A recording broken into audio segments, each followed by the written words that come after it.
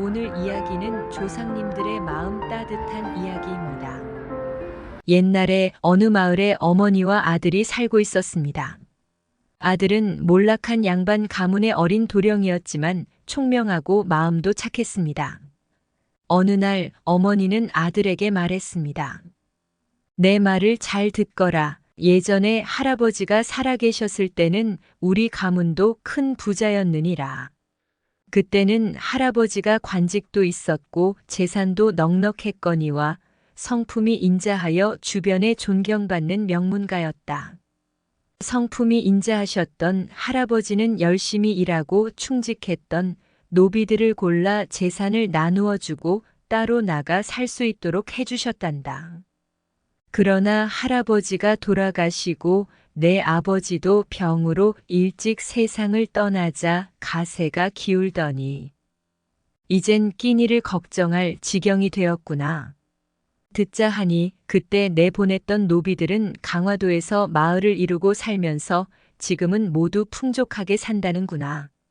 어머니는 장롱에서 한 권의 책을 꺼내셨습니다. 이것은 그때 그 노비들의 종문서이다. 이것이 있는 한 그들은 아직도 우리의 종들이고 그들의 재산도 우리의 것이 된다. 그러니 내가 강화도로 가서 그들의 재산을 거두어 오너라. 그건 너무한 거 아닌가요? 아들은 망설였지만 어머니는 아들을 재촉하였습니다. 이것은 나라의 법이니 그렇다 해도 당연한 것이라 그들도 거절하지 못할 것이다. 도령이 강화도의 노비 마을을 찾아가 보니 그곳에는 노비와 그 자손들이 100여 집의 마을을 이루어 살고 있었습니다. 도령은 마을 사람들을 모아놓고 말했습니다. 옛날에 저의 할아버지는 여러분들이 자유롭게 나가 살 수 있도록 하셨습니다. 이 노비 문서는 여러분이 아직도 우리 가문의 종인 것을 증명하는 문서입니다. 따라서 여러분과 모든 재산은 내 것이 될 수 있습니다. 뭐야, 세상에 그럴 수가. 이건 너무 억울해. 재산을 빼앗기고 다시 종이 될 처지가 된 노비들은 너무나 원통하여 통곡을 하였습니다. 아이고, 이제야 사람답게 살고 있었는데 너무해, 아이고. 이를 보던 도령은 갑자기 노비 문서를 북북 찢어버리며 말했습니다.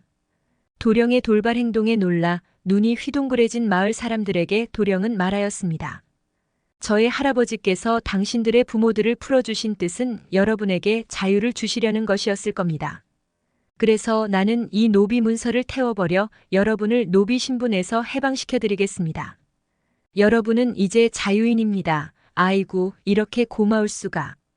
도령의 결단에 감동한 마을 촌장이 외쳤습니다.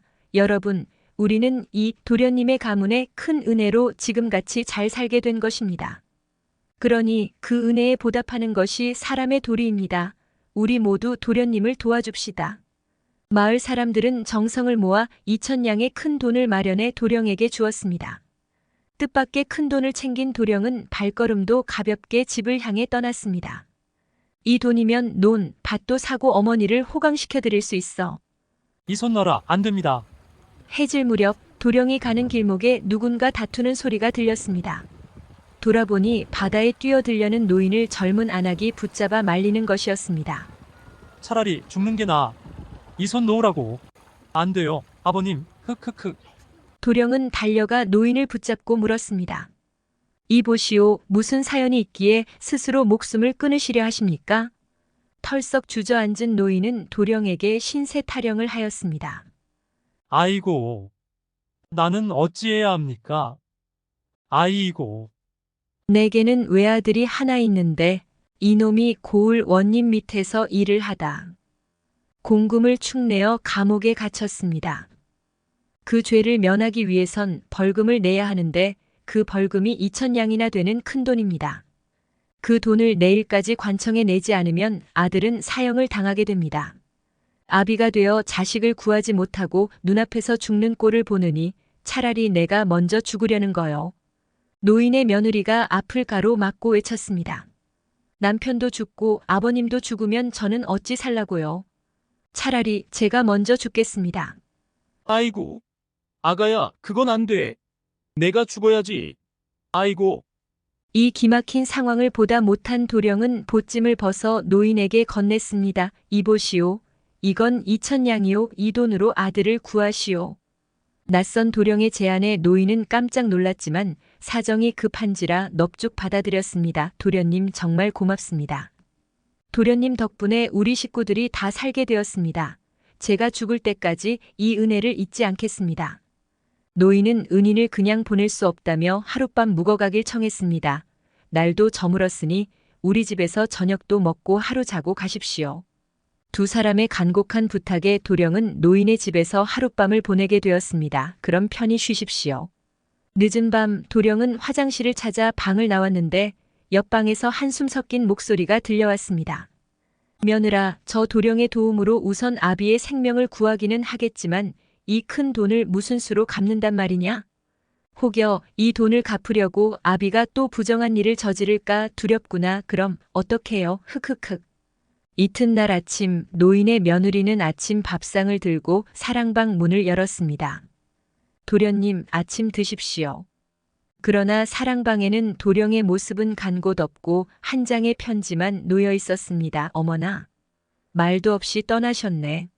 저건, 영감님, 제가 돈을 드린 것은 사람의 생명을 구하기 위함이었습니다. 그 돈을 갚기 위해 또 다시 어려움에 빠진다면 이는 제가 원한 바가 아닙니다. 그 돈은 그냥 드리는 것이니 부디 바르고 행복하게 사십시오. 세상에 이런 착한 사람이 있다니. 하, 좋은 일을 했다마는 내가 문제로다. 노비 문서와 돈마저 주고 빈손으로 왔으니 도령은 어머님을 뵐 낯이 없었습니다. 도령은 어머니께 그동안의 일을 말씀드렸지만 어머니는 아들을 나무라지 않았습니다. 죄송합니다. 제가 괜한 짓을. 아니다. 잘했다. 할아버지의 훌륭한 참뜻을 살렸고 또한 선행을 베풀어 세 사람의 목숨을 구했으니 정말 장한 일을 했구나. 의로운 자는 반드시 하늘도 돕는 법이니 오늘의 가난함을 걱정하지 말거라.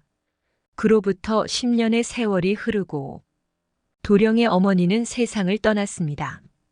젊은 도령은 여전히 가난한 탓에 어머니의 묘를 모실 땅 한 평조차 없음을 슬퍼하며 지난 일을 후회하였습니다. 그때 2,000냥을 노인에게 주지 않았다면 이렇게 가난하게 살지는 않았을 것을. 아미타불. 극락왕생하십시오.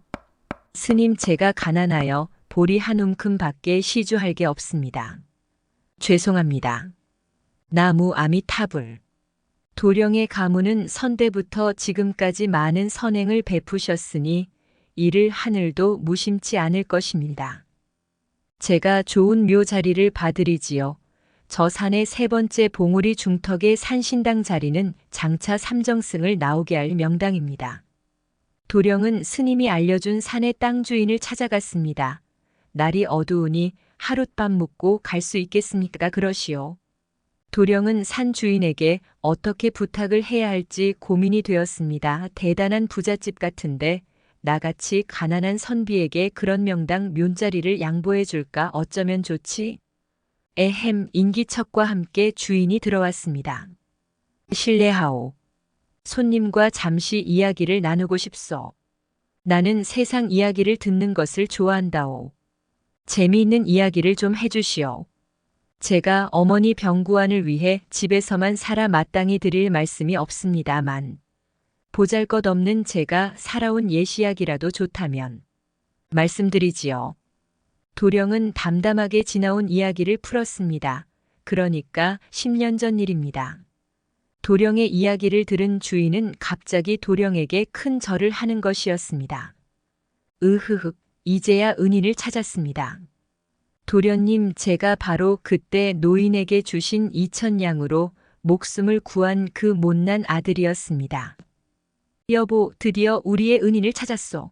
아이고, 도련님, 우리는 도련님을 찾기 위해 지나가는 나그네들을 재워주면서 수소문 중이었는데 하늘이 도우셔서 이제야 만났습니다. 우리 때문에 그렇게 고생하셨다니 흑흑흑. 도련님, 이제 아무 걱정하지 마세요. 이제 저희가 은혜를 갚겠습니다. 세상에 이런 일이. 김생원은 도령의 어머니 산소를 명당 자리에 만들어주고 자신의 재산을 나누어 주어 옛날의 은혜를 갚았습니다. 훗날 도령의 집안은 번성하여 3대에 걸쳐 정승을 배출하였으니 의로운 자는 하늘도 돕는다는 말이 맞음을 증명하였습니다. 그래서 감사합니다. 재미있게 보셨나요? 재미있게 보셨다면 좋아요, 꼭 구독을 눌러주세요. 감사합니다.